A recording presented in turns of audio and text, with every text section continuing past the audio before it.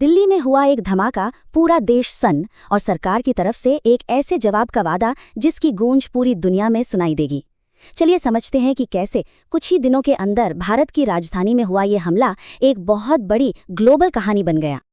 तो देखिए, ये सब शुरू हुआ 10 नवंबर को दिल्ली के लाल किले के पास एक कार बम धमाके ने शांति भंग कर दी। इसके ठीक 2 दिन बाद भारत सरकार ने इसे आधिकारिक तौर पर एक आतंकी हमला घोषित कर दिया। लेकिन असली मोड़ तब आया जब 13 नवंबर को गृह मंत्री अमित शाह ने एक बयान दिया। उन्होंने कहा कि इसका जवाब ऐसा होगा जो दुनिया के लिए एक संदेश बनेगा। तो सवाल यही उठता है कि अब आगे क्या होगा। इस समय सबके मन में यही बात है और आज हम इसी को समझने की कोशिश करेंगे। सबसे पहले चलिए उस हमले की डिटेल्स को समझते हैं जिसने पूरी राजधानी को हिलाकर रख दिया, और ये भी कि भारत ने अपनी प्रतिक्रिया को इतनी नपी-तुली और सावधानी से क्यों तैयार किया।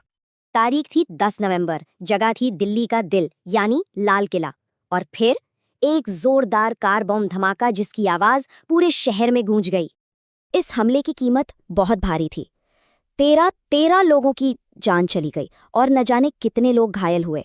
ये सिर्फ एक आंकड़ा नहीं है, ये एक बहुत बड़ी मानवीय त्रासदी है। और यहीं से ना कहानी में एक बहुत बड़ा मोड़ आता है। भारत ने 2 दिन तक पूरी तरह से जांच की और फिर इसे आतंकी हमला करार दिया। वहीं दूसरी तरफ पाकिस्तान में इस्लामाबाद में एक धमाका हुआ और वहां की सरकार ने लगभग तुरंत बिना किसी भी सबूत के इसका इल्जाम भारत पर डाल दिया। ये दोनों देशों के अप्रोच में जमीन आसमान का फर्क दिखाता है। अब बात करते हैं उस बयान की जिसने इस पूरी घटना की दिशा ही बदल दी, यानी गृह मंत्री अमित शाह के उस शक्तिशाली संदेश की।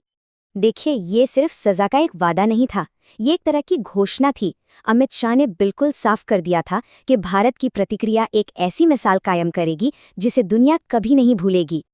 तो इस संदेश के 2 मतलब थे।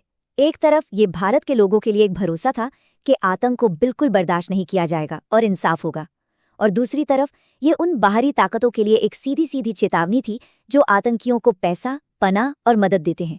संदेश बिल्कुल साफ था, बस अब बहुत हुआ।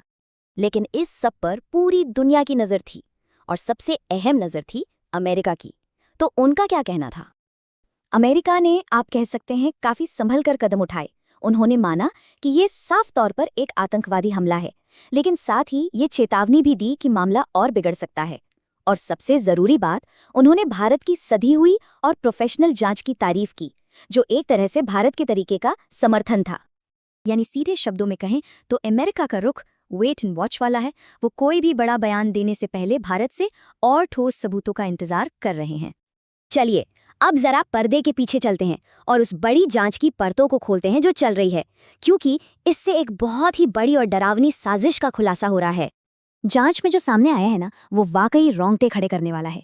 ये सिर्फ एक कार की बात नहीं थी, प्लान था 32 कारों का इस्तेमाल करने का। जरा सोचिए, ये कितनी बड़ी तबाही हो सकती थी।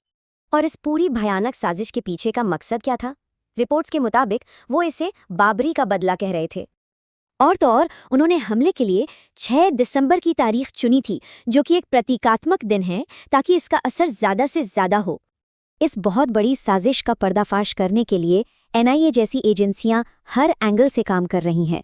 वो ब्लास्ट साइट से मिले फोरेंसिक सबूतों को जोड़ रही हैं, कॉल रिकॉर्ड्स और जीपीएस डेटा जैसे डिजिटल सुरागों का पीछा कर रही हैं, पैसे कहां से आए इसका पता लगा रही हैं, और इस पूरे नेटवर्क को जड़ से उखाड़ने के लिए देश भर में छापेमारी कर रही हैं।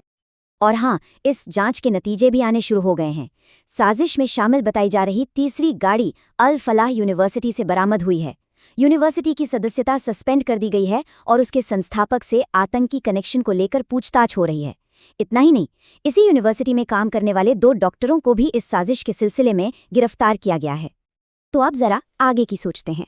इस हमले और इसकी जांच के जो झटके हैं, वो दुनिया के भू राजनीतिक नक्शे को कैसे बदल सकते हैं। जरा सोचिए, अगर जांच में किसी बाहरी ताकत या किसी देश का हाथ सामने आता है तो पूरा खेल ही बदल जाएगा।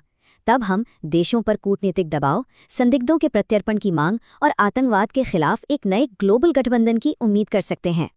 जहां तक कानून की बात है, दोषियों पर आतंकवाद के खिलाफ बने सख्त कानून UAPA के तहत मुकदमा चलेगा, लेकिन सरकार के वादे के बावजूद सजा का रास्ता अदालत से होकर ही गुजरता है, जहां हर आरोप को साबित करना पड़ता है। और यही बात हमें इस कहानी के सबसे अहम मोड़ पर ले आती है। भारत ने एक बहुत शक्तिशाली संदेश देने का वादा तो कर दिया है, लेकिन ये संदेश कैसे, कब और किस शक्ल में दिया जाएगा,